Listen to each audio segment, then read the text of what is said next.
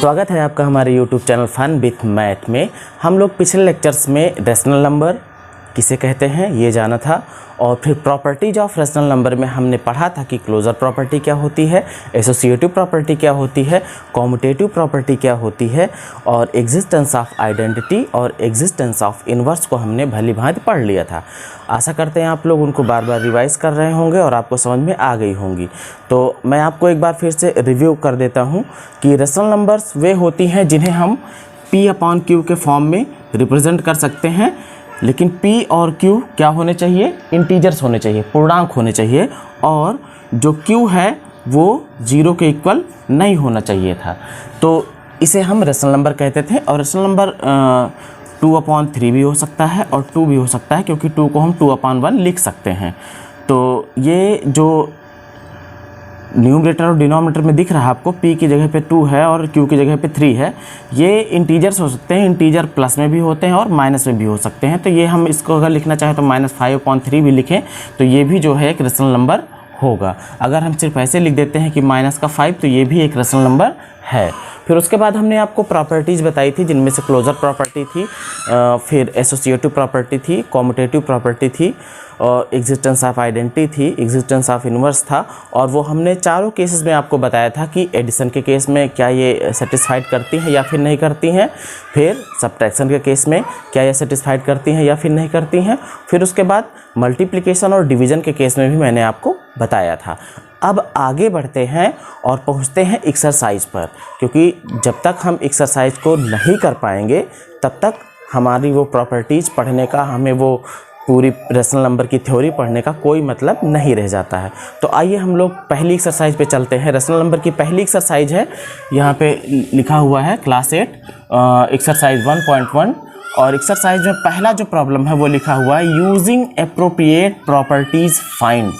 जो उपयुक्त प्रगुण उसमें लगना है उसको आप लगाइए और सॉल्व कीजिए, फाइंड कीजिए वैल्यू किसकी, एक यहाँ पे है एक प्रॉब्लम, दूसरी प्रॉब्लम यहाँ पे है। तो हम क्या करते हैं, हम शुरू करते हैं इनकी वैल्यू को फाइंड आउट करना। तो पहले हम लोग पहले क्वेश्चन को लेते हैं। जो पहला प्रॉब्लम है लिखा हुआ है -2/3 multiplied by 3/5 plus 5/2 minus 3/5 multiplied by 1/6।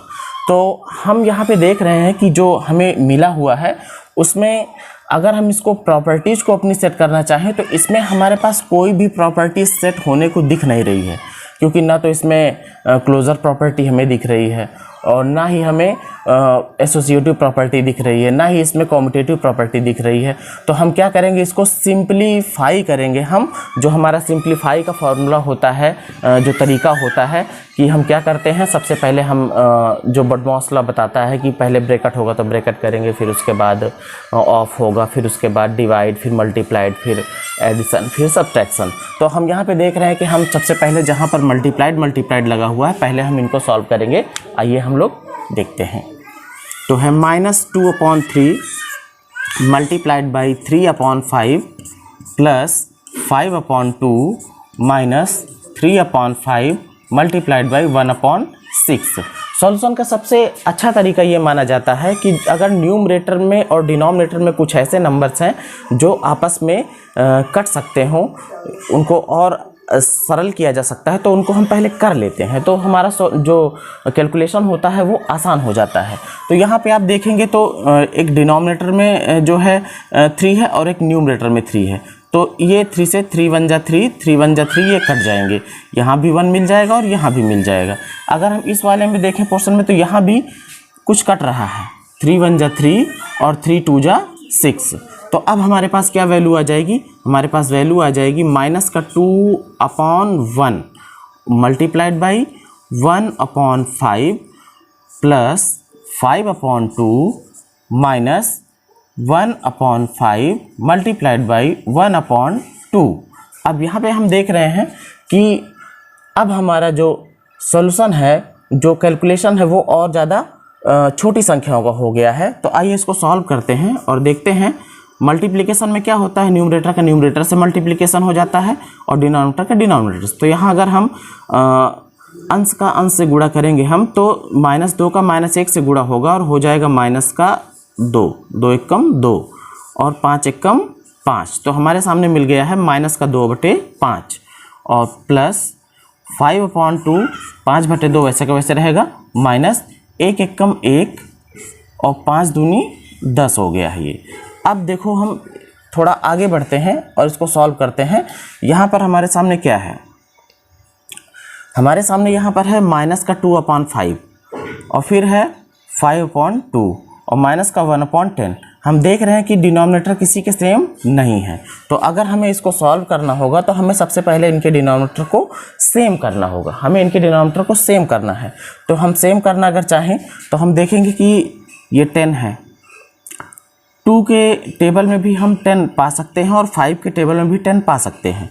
5 में अगर हम 2 से मल्टीप्लाइड कर दें तो 5 2 जा 10 हो जाएगा। तो अगर 2 से नीचे करेंगे गुणा तो 2 से ऊपर भी करना पड़ेगा। 2 में 5 से गुणा करें तो हमें 10 मिल सकता है, तो अगर हम 5 से नीचे गुणा कर रहे हैं तो 5 से हमको ऊपर भी गुणा करना पड़ेगा।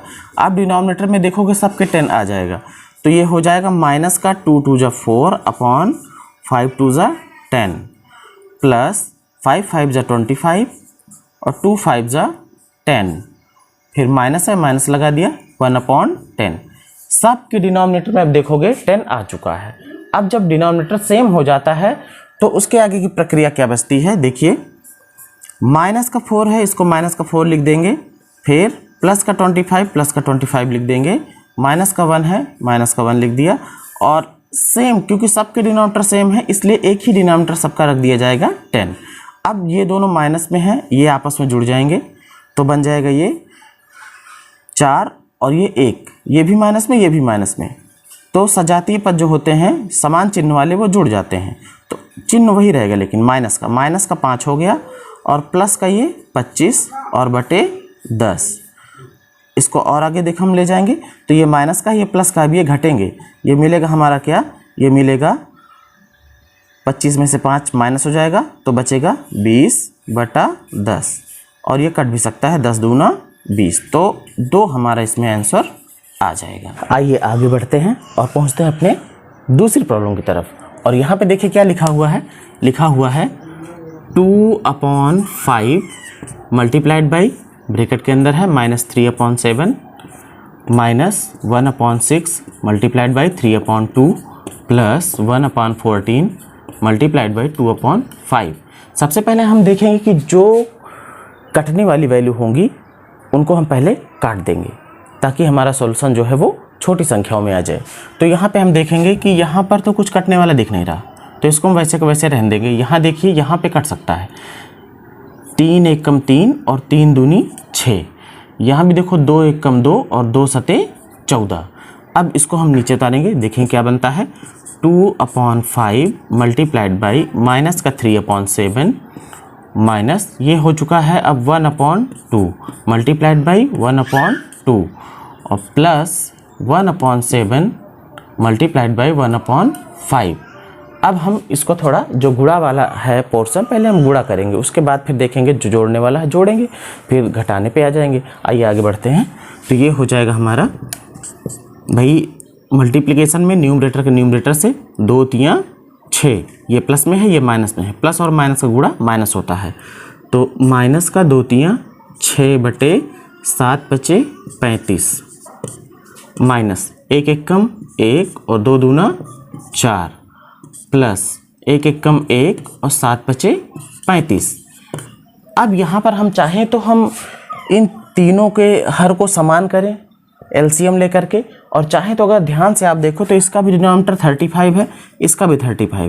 पहले हम इन दोनों को सॉल्व करेंगे तो थोड़ा आसानी हो जाएगी। तो हम यहाँ पे लिख रहे हैं -6/35 और इसके बगल ले लिया हमने 1/35, इसको साइड में कर दिया 1/4। अब इन दोनों का डिनोमिनेटर सेम है तो इनको हम बड़े आसानी से प्लस माइनस कर सकते हैं।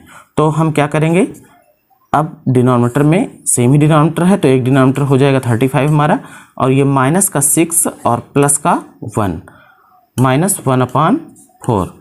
अब ये माइनस में है और ये प्लस में है, ये घटेंगे, भले यहाँ प्लस का चिन्ह लगा है लेकिन ये घटेंगे। तो जो -6 है ये 0 से भी छोटी संख्या है, 0 से 6 कम है, लेकिन इसमें अगर 1 मिल जाएगी धनात्मक संख्या तो जो इसका माइनस वाला 6 है वो जाके 1 बढ़ जाएगा। कुल मिला के ऐसे समझ लो कि अगर यहाँ पे है 0, ये माइनस का 1, माइनस का 2, माइनस का 3, माइनस का 4, माइनस का 5, माइनस का 6, यहाँ है मान लीजिए 1, 2, ऐसे आगे इसका गया हुआ है। तो अगर माइनस के 6 पे कोई प्लेस पे हैं हम और उसमें +1 जाना हो, मतलब 1 कदम दाहिनी तरफ जाना हो, पॉजिटिव संख्या दाहिनी तरफ, नेगेटिव संख्या बाईं तरफ, तो अगर हम 1 कदम दाहिनी तरफ जाएंगे तो हम कहाँ पहुँच जाएंगे? हम पहुँचेंगे -5 की तरफ। मतलब इसको हल करेंगे तो हमारा -5 आएगा। या इसको शॉर्टकट में एक और भी तरीका है कि जो आपको ज़्यादा दिखे उसमें से घटा दो और जो ज़्यादा दिखे उसी का चिन्ह लगा दो। मतलब 6 में से 1 को घटा दो। घटाना है हमको, 1 में से माइनस करना है 6 को, लेकिन हम 6 में से 1 को घटा देंगे और जो ज़्यादा दिख रहा है उस वाले चिन्ह को लगा देंगे। सच में ये ज़्यादा नहीं है, इसको दिमाग में ना रखना कि ये -6 ज़्यादा है।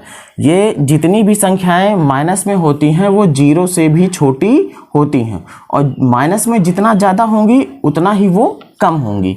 तो चाहे तो आप इस तरीके से समझ लीजिए कि माइनस के 6 पे हम थे और प्लस किया है 1 कदम दाहिनी तरफ, तो दाहिनी तरफ अगर हम 1 कदम जाएंगे तो हम -5 पे पहुंचेंगे, मतलब आएगा हमारा -5। लेकिन हम लोग आसानी के लिए हम लोग ये कर लेते हैं कि देखते हैं कि हाँ भाई 1 में से -6 करना है, तो हम क्या कर देते हैं, ऐसा करो 1 में से तो -6 हो नहीं सकता, 6 में से 1 घटा दो, चिन्ह लगा दो इसका, तो बन जाएगा हमारा -5/35 और -1/4। यहाँ पे देखो ये फिर से ये कट सकते हैं, 5 एकम 5 और 5 सते 35, तो ये आ जाएगा हमारा -1/7 और -1/4। अब डिनोमिनेटर सेम नहीं है तो चाहे तो इनका एलसीएम ले लो और चाहो तो इनको जो है डायरेक्ट ऐसे कर सकते हो, इसका इधर गुणा, इसका इधर गुणा और बाद में इन दोनों गुणा। तो आइए देखते हैं आगे, दोनों माइनस में ही हैं, दोनों अब जोड़ना ही है इनको। तो 4 एकम 4 और 7 एकम 7 और नीचे 7 चौक 28। अब ये दोनों माइनस में है तो दोनों माइनस वाले जुड़ेंगे, समान चिन्ह वाले जुड़ेंगे, विपरीत चिन्ह वाले घटेंगे। तो ये हो जाएगा 4 और 7 11, माइनस का 11/28। ये हमारा आंसर है किया है। अगर आपको हमारा जो तरीका है वो समझाने का वो आपको पसंद आ रहा हो तो हमारे चैनल से जुड़िए, चैनल को हमारे सब्सक्राइब कीजिए, वीडियो को लाइक कीजिए और अपने दोस्तों तक शेयर कीजिए ताकि उनका भी लाभ हो सके। और बाकी के जो 5 से लेकर के आगे के जो क्वेश्चंस हैं वो हमारी अगली वीडियो में मिलेंगे, क्योंकि वीडियो काफ़ी ज़्यादा लेंथी होती चली जा रही है तो इसको एडिट करने में और अपलोड करने में थोड़ी प्रॉब्लम आती है। इसलिए मैं ये लेक्चर अभी तक यहीं पे ख़त्म करता हूँ, आगे फिर हम अगली वीडियो में देखेंगे। Thank you.